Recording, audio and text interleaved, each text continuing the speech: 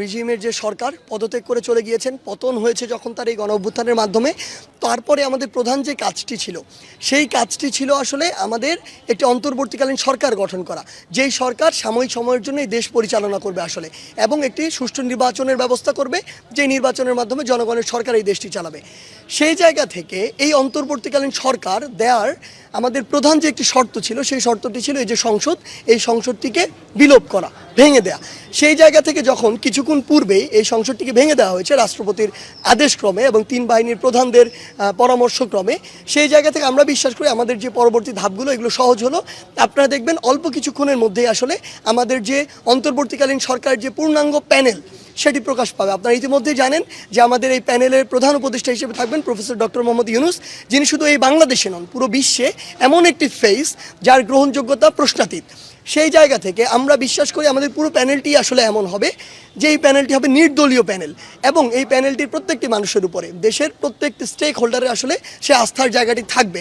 কারণ তরুণ প্রজন্ম আসলে কোনো দল নিয়ে চিন্তা করছে না, তরুণ প্রজন্ম চিন্তা করছে যে আগামীর বাংলাদেশকে কিভাবে এই দলাদলির বাইরে গিয়ে একটি ভালোর দিকে নিয়ে যাওয়া যায়।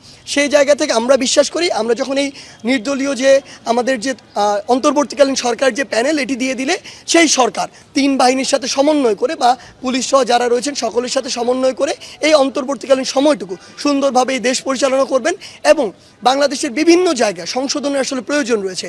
যেমন এই নির্বাচন ব্যবস্থার উপর মানুষের কোনো আস্থা নেই, বিগত 16 বছর বাংলাদেশে কোনো নির্বাচনই হয় না। সেই জায়গা থেকে ওই নির্বাচন কমিশন বা ওই নির্বাচন কমিশনে যারা রয়েছেন তাদের যে সংস্কারের বিষয়টি বা পরিবর্তনের বিষয়টি, সেখানে হাত দিতে হবে। সংবিধানের বেশ কিছু জায়গা রয়েছে, বেশ কিছু ধারা রয়েছে যেখানে পরিবর্তনের জন্য কাজ করতে হবে। এমন বাংলাদেশের বিচার ব্যবস্থা থেকে শুরু করে বিচার ব্যবস্থা বা আপিল বিভাগে ওই সকল বিচারকদেরকেই বসানো হয়েছিল যারা আসলে ওই দলের তোষামদি করত। সেই জায়গাগুলোতে আমাদের হাত দিতে হবে।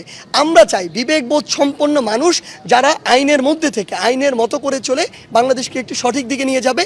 এই একদম যে বিষয়গুলো পরিবর্তন জরুরি সেগুলো পরিবর্তন করার মাধ্যমে একটি সুষ্ঠু নির্বাচন হবে বাংলাদেশে 16-17 বছর পরে, এবং এর মাধ্যমে জনগণের সরকার নির্বাচিত হবে আসলে, যেখানে আমরা বিশ্বাস করি তরুণ প্রজন্মের অনেক বড় একটি পার্টিসিপেশন থাকবে। মানুষ আসলে বিরক্ত, মানুষ এই দল এই সব দলের কথা শুনতে শুনতে বিরক্ত, কারণ কেউই আসলে তাদের ওই প্রতিশ্রুতির কোনো প্রমাণ দিতে পারেনি কখনোই। আমরা বিশ্বাস করি যে মানুষ তরুণ প্রজন্মের উপরে এই আন্দোলনে, এই গণঅভ্যুত্থানে, এই স্বৈরাচার পতনে আস্থা রেখেছে। আমরা বিশ্বাস করি তরুণ প্রজন্মের উপরে আগামীর যে সংসদ, জনগণের যেখানে প্রতিনিধি নির্বাচিত হবে, সেখানেও সে আস্থাটি রাখবে, এবং এর মাধ্যমেই আমরা যে বাংলাদেশের স্বপ্ন দেখি সেই স্বপ্নের অগ্রযাত্রা শুরু হবে। দেখুন, এই বিষয়গুলো নিয়ে আমরা আসলে চিন্তা করছি। আমরা গতকালকেই আমাদের আন্দোলনে একটি প্রাথমিক বিজয় পেয়েছি।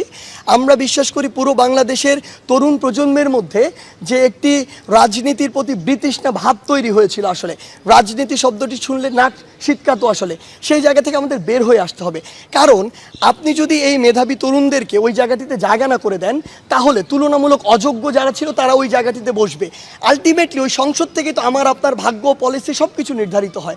সো আপনি যদি ওই জায়গায় সবচেয়ে যোগ্য মানুষগুলোকে না বসাতে পারেন, তাহলে সবচেয়ে বড় সমস্যাটি যেতে হবে। এদিকে আপনি যতই যোগ্য মানুষগুলো বসান, ডিসিশন যেহেতু ওই জায়গা থেকে আসে, এই মানুষগুলো ডিসিশন মেনে নিতে বাধ্য আসলে। সেই জায়গা থেকে আমরা বিশ্বাস করি বাংলাদেশের তরুণ প্রজন্ম আসলে রাজনীতির দিকে তার আগ্রহটি দেখাবে, এবং তারা অবশ্যই এই যে নির্বাচন, যাদের নির্বাচনের ওই মিনিমাম শর্তগুলো পূরণ করার সক্ষমতা রয়েছে, তারা অবশ্যই এগিয়ে আসবে, তারা নির্বাচন করবে। ফলাফল নির্ধারণ করবে বাংলাদেশের মানুষ। এবং আমরা বিশ্বাস করি অন্তত আজকে 2024 সালে আজকের এই দিনে দাঁড়িয়ে যে বাংলাদেশের মানুষ এখন তরুণ প্রজন্মের উপরে আস্থা করা শুরু করেছে, এবং নির্বাচনে আমরা সেটি দেখতে পাবো। দেখুন, আইন শৃঙ্খলা বাহিনীর সাথে জনগণের যে একটি আসলে দূরত্ব সেটি সৃষ্টি হয়েছে, সেটি নিয়ে আমাদের আসলে কোনো দ্বিমত নেই। কিন্তু আপনার একটা জিনিস বুঝতে হবে, আমরা বিশ্বাস করি জনগণ এই জিনিসটি বুঝবে। আইন শৃঙ্খলা রক্ষাকারী বাহিনী যে কাজগুলো করেছে তারা স্বেচ্ছায় করেনি, কিন্তু তাদেরকে করতে বাধ্য করা হয়েছে। তো সেই জায়গায় দূরত্বটি তাদের সাথে নয় আসলে। আমরা বিশ্বাস করি যে এই ফ্যাসিস্ট সরকার বাধ্য করে এগুলো করিয়েছে, তাদের তো পতন হয়েছে।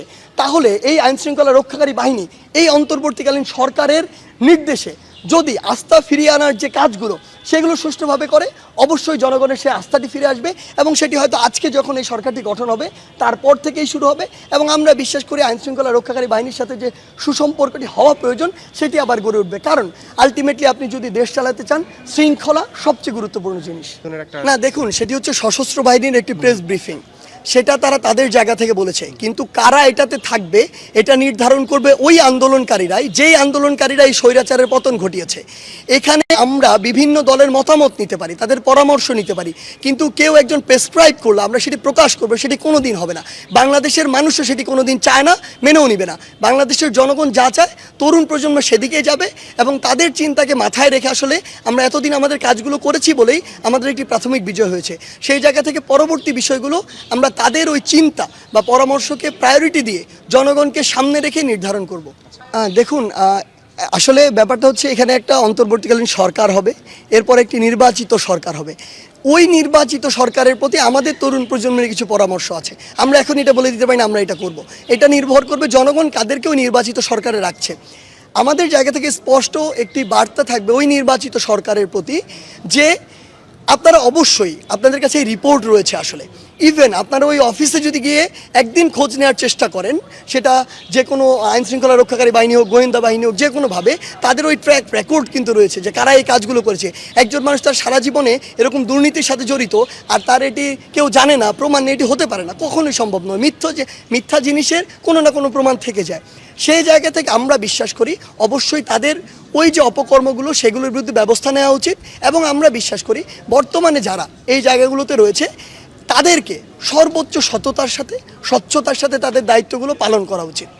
দেখুন, বৈষম্য বিরোধী ছাত্র আন্দোলন এবং বাংলাদেশের বিভিন্ন যে স্টেক হোল্ডার রয়েছে সকলের মতামতের ভিত্তিতে ওই ফেজগুলোকেই আমরা নিয়ে আসছি বা পরামর্শ দিচ্ছি বা আনার চেষ্টা করব, যাদের এই ইন্টেনশনগুলোর কোনো অ্যাকচুয়ালি ট্র্যাক রেকর্ড নেই অতীত থেকে শুরু করে আমরা যদি চিন্তা করি, এবং এরকম অপকর্মের বা এমন কিছু একটা যা করা উচিত নয় এই রেকর্ডগুলো যাদের নেই, এরকম মানুষকে আমরা এখানে সাজেস্ট করছি। তারপরও যদি কারো এরকম ইন্টেনশন থাকে, সেই জায়গা থেকে আমরা বিশ্বাস করি জনগণ আমাদের সাথে আছে।